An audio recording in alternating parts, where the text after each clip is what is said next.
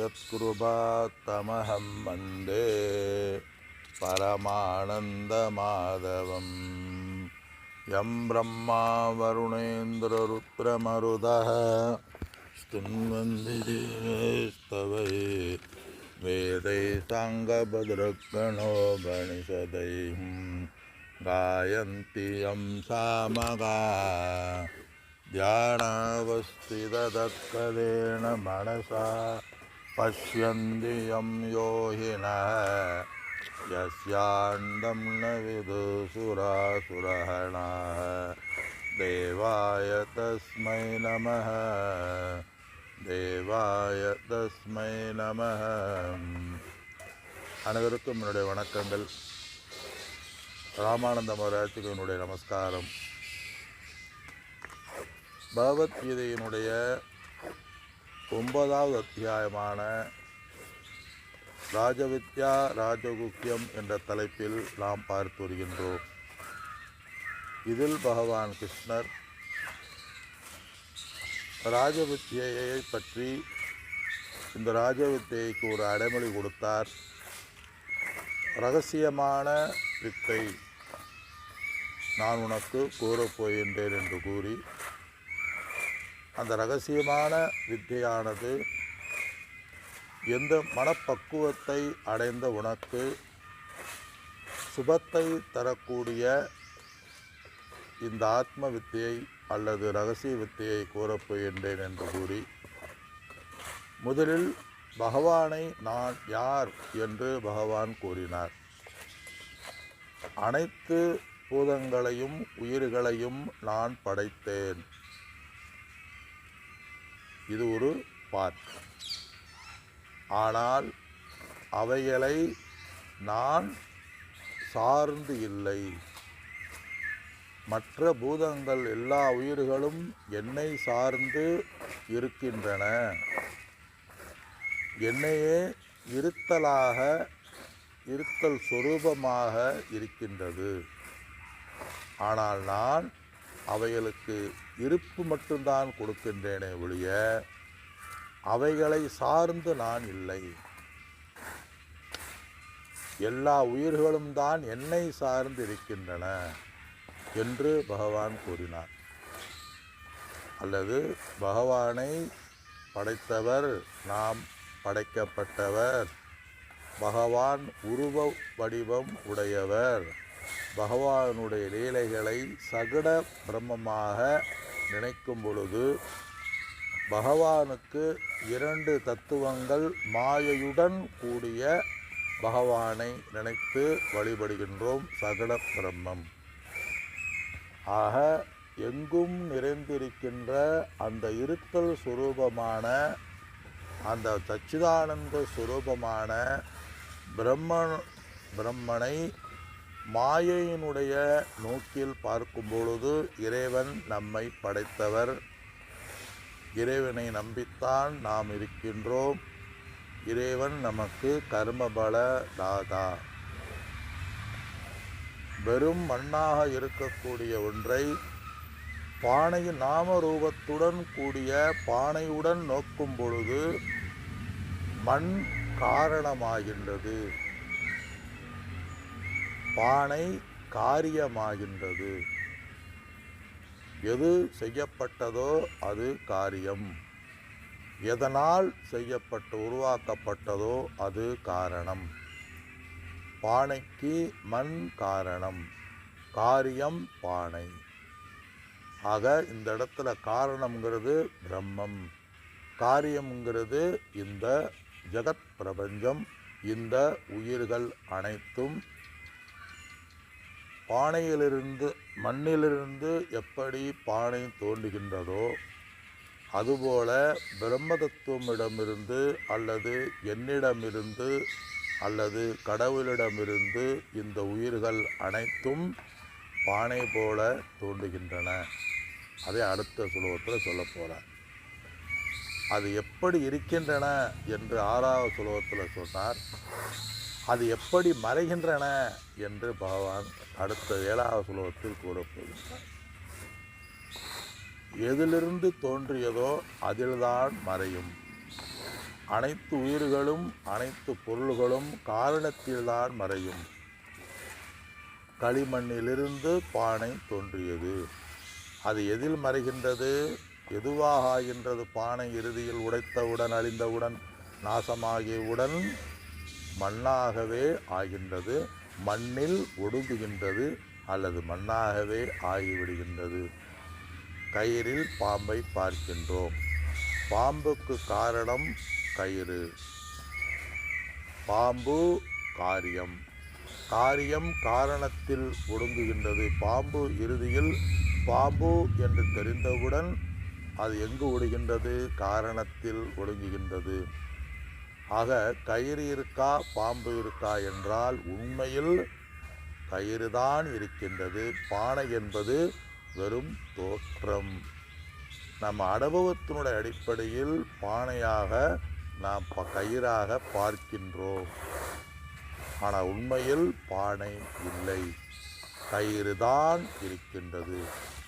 நம்முடைய மாயையினுடைய நோக்கில் அல்லது சிருஷ்டியினுடைய நோக்கில் அல்லது இறைவன் பிரம்மா சதுர்முக பிரம்மாவினுடைய நோக்கில் பார்த்தால் நாம் பிரம்மாவிடமிருந்து வந்தோம்.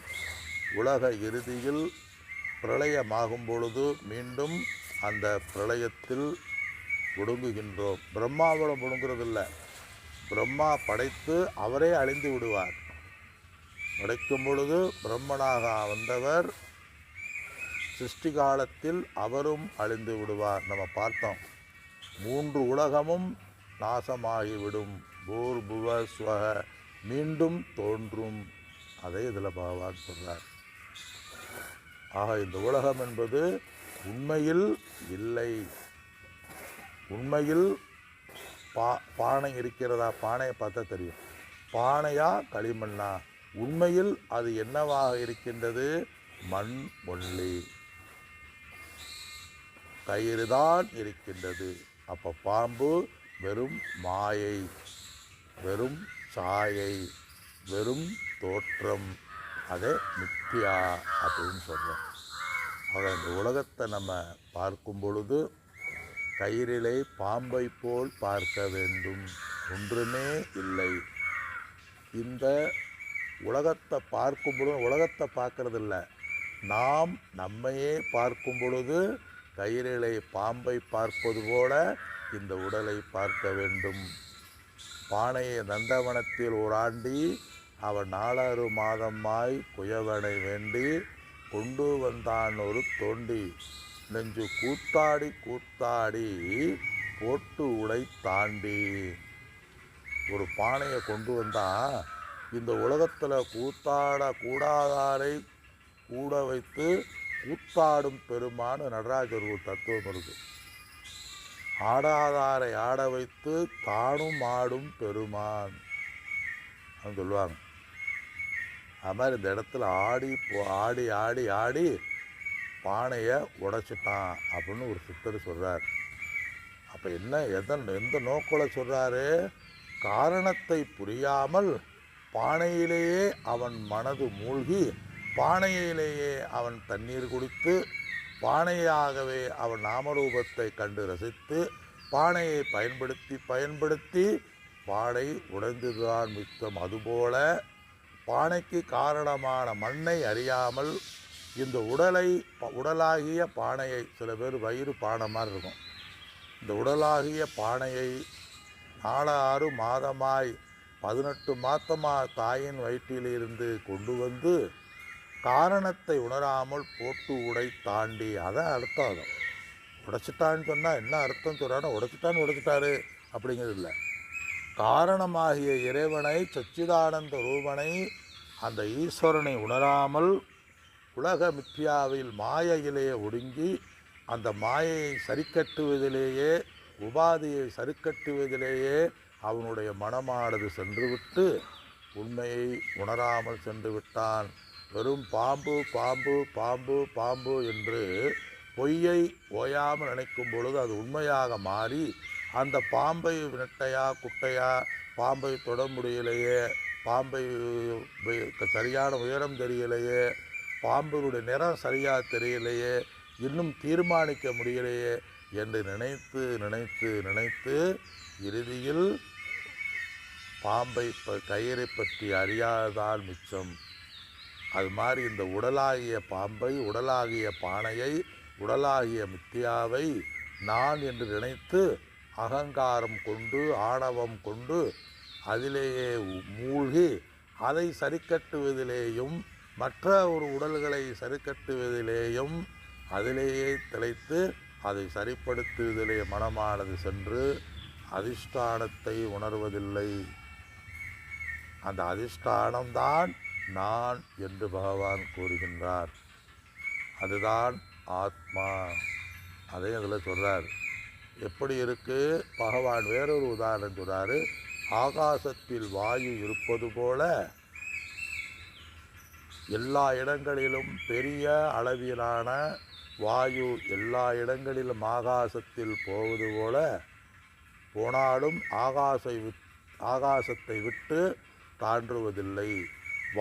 வாயுவினுடைய துர்நாற்றத்தில் ஆகாசத்திற்கு எந்த பாதிப்பதும் இல்லை. ஆகாசத்திற்கு உயரமோ நெட்டையோ எதுவுமே வரையறுப்பதில்லை. அது மாதிரி இந்த உலகமானது ஆகாசமாகிய பிரம்மனில் காற்று எப்படி அங்குமுங்கு சென்றாலும் ஆகாசத்தை விட்டு தாண்டுவது இல்லையோ அது மாதிரி இந்த உடல், இந்த உலகம் எங்கு போனாலும் எங்கு வந்தாலும் இமைப்பொழுது மென்னெஞ்சில் நீங்காதான் தாழ்வாழ்க. இறைவனை விட்டு எதுவும் செல்வதில்லை. காரணம், உண்மையில் இறைவன்தான் இருக்கின்றார். மண்தான் இருக்கின்றது, பானை இல்லை. தங்கம்தான் இருக்கின்றது, நகை இல்லை. கயிறு தான் இருக்கின்றது, பாடை இல்லை. இருந்து கடைசியில் அனைத்தும் எல்லா ஜீவராசிகளும் அந்த இறைவனிடத்திலேயே ஒடுங்கி மீண்டும் இறைவனிடத்திலிருந்தே வருகின்றன என்று 7வது ஸ்லோகத்தில் சொல்கிறார். அதுக்கு தான் இத்தனை விளக்கம் சொன்னேன். அதுதான் தத்துவம். பெரிய ரகசியம்ங்கிறது இப்போ தெரிய. பகவான் ரகசியம் சொன்னார், ஏன் மோட்சம் சொன்னார் அப்படிங்கிறது, ஏன் ராஜவித்யான்னு சொன்னார். ராஜவித்யானா எல்லாராலும் எப்பொழுதுமே பெரும்பாலானவர்களை பார்க்க முடியாதது ராஜா. இப்போ சிஎம்லாம் இருக்கார். சிஎம்லாம் நான் ஒரு நாளும் பார்த்ததில்லை. சிஎம் ஒரு நாள் கட்சியில் காரத்தையும் பார்த்தேன். நம்ம அழகான சிஎம்மை ரொம்ப கொடுத்து வச்சுருக்கேன். நம்ம அந்த மாதிரி சிஎம்மை நான் இதுவரைக்கும் பார்த்ததே இல்லை. நம்ப மாட்டேன். ஏதோ சென்னையில் இருக்கேன். ஏதோ ஒரு வாரத்து போல் வெறும் காரு தான் பார்த்தேன். இந்த டிவியில் பார்த்த கார் மாதிரி இருந்துச்சு. ஓ, இது அவர் தான் போகிறாரு அப்படின்னு எனக்கு இன்னும் நேரடியாக அவரை பார்த்ததே இல்லை. நல்லது. அது மாதிரி இந்த இடத்துல எது அது மாதிரி பெரும்பாலானவர்கள் பார்ப்பதில்லை ராஜாவை. ராஜாவை பெரும்பாலானவங்க பார்க்குறாரு. ஒரு சிலர் பக்கத்தில் உள்ளவங்களே அடிக்கடி பார்ப்பாங்க. அது மாதிரி இந்த வித்தையை பெரும்பாலானவர்களால் அறிய முடியாதது ஒரு சிலரால் அறிய முடியனால இது ராஜ வித்யாங்கிறார். 7வது ஸ்லோகத்தில் இப்போ சொன்னதை சொல்கிறார். உயிர்கள் கல்பத்தினுடைய நாசமாகும் பொழுது, உலகம் நாசமாகும் பொழுது அனைத்து உயிர்களும் எதிலிருந்து வந்ததோ காரணமாகிய மாயையில் ஒடுங்குகின்றன. அவர்களுடைய கர்ம பலனும் அதிலேயே ஒடுங்குகின்றது. இந்த உலகமானது இறைவன் சிருஷ்டி செய்யும் பொழுது மீண்டும் நான் இந்த உலகை படைக்கின்றேன் அவர்களுடைய கர்ம பலனுடைய அடிப்படையில். ஏன் இந்த கர்ம பலனுடைய அடிப்படையில் மீண்டும் அதே மாதிரி படைக்கிறேங்கிறார். ஏன் சொல்கிறாருன்னு சொன்னால், பாவ புண்ணிய உலகம் அழியும் பொழுது எல்லா பாவ புண்ணியம் நாசமாகி நம்ம ஃப்ரெஷ்ஷாக பிறப்போம்னு சொன்னால் அப்போ பாவ புண்ணியத்து அக்கௌண்ட்டு இல்லாமல் போயிருமே. அப்போ இந்த உலகம் நாசமாகும் பொழுது நம்ம நாசமாகிடலாம். நம்ம உடல் நாசமாகும்போது நாசமாகிடுவோம். மீண்டும் பாபத்தில் பிறந்தால் மீண்டும் நம்ம மீண்டும் உடல் எடுத்துக்கிட்டு நாசமாகிட்டே இருப்போம். என்றாவது ஒரு நாள் உலகமே அழியும் பொழுது நம்ம அழிஞ்சிருவோம். அதனால் தர்மம் அதர்மங்கிறது தேவையில்லை, பாப புண்ணியங்கிற தேவையில்லை என்று யாரும் நினைத்து விடக்கூடாதுன்னு பகவான் அதே மாதிரி நான் படைக்கின்றேன்கிறார். எது? அவர்களுடைய கர்மங்களுடைய அடிப்படையில். மண் எந்த நிறமோ அப்படித்தான் பானையும் வரும். மண் பச்சையாக இருந்தால் பச்சை பானை வரும். பச்சை பானைங்கிறது இல்லை, பொதுவாக அதை பெயிண்ட் அடிச்சிடுவோம். மண் எந்த நிறமோ அதுதான். கருப்பாக இருந்துச்சுன்னா கருப்பு மண்ணும் இருக்குது. ஒரு மாதிரியான சிவப்பு மண்ணும் இருக்குது. பிள்ளையாரெலாம் சிவப்புல பண்ணுவோம். செந்நிறம் அப்படிமா அதுவும் இருக்குது. அப்போ மண் எந்த நிறமோ அதுதான் பானை. அது மாதிரி நம்முடைய பாவ புண்ணியம் எப்படி இருக்கோ அதுவே இந்த உடல். கண் ஒருவருடைய உடலினுடைய அங்கமே, நிறமே, குணமே அவர்களுடைய கர்ம பலனின் அடிப்படையில் வருகின்றது. அது பிரகிருதி. அதனால் அவர்களுடைய குணத்தை யாராலும் மாற்ற முடியாது. தயானசாமி சொல்ல சிட்டி சொல்லிவிட்டு அப்படிம்பார். ஒரு குணத்தை உடையவர்கள், ஒவ்வொருவரும் ஒரு வாசனையை உடையவர்கள். அவர்களை அதற்கு தகுந்தபடி அவர்களை விட்டுவிட வேண்டும். யாரையுமே அவங்க குணம் சரியில்லை, அவங்க பிடிக்கலை, அவங்க திருத்தணும், அவங்க புரிஞ்சுக்கிறணும்னு நம்ம சொல்லக்கூடாது. அப்படி போனால் வெற்றிகரமாக தோல்வித்தால் அடைவோன்னு பகவான் 7வது சுலோகத்தில் நம்ம சொன்னதை சொல்கிறார். அந்த சுலோகத்தை காலம் கருதி அடுத்த வகுப்பில் சிந்திப்போம். அனைவருக்கும் என்னுடைய நமஸ்காரங்கள். ஒரிசாவில் இருக்கக்கூடிய ராமானந்த மகரிஷிக்கு என்னுடைய ஹரி ஓம். வணக்கம்.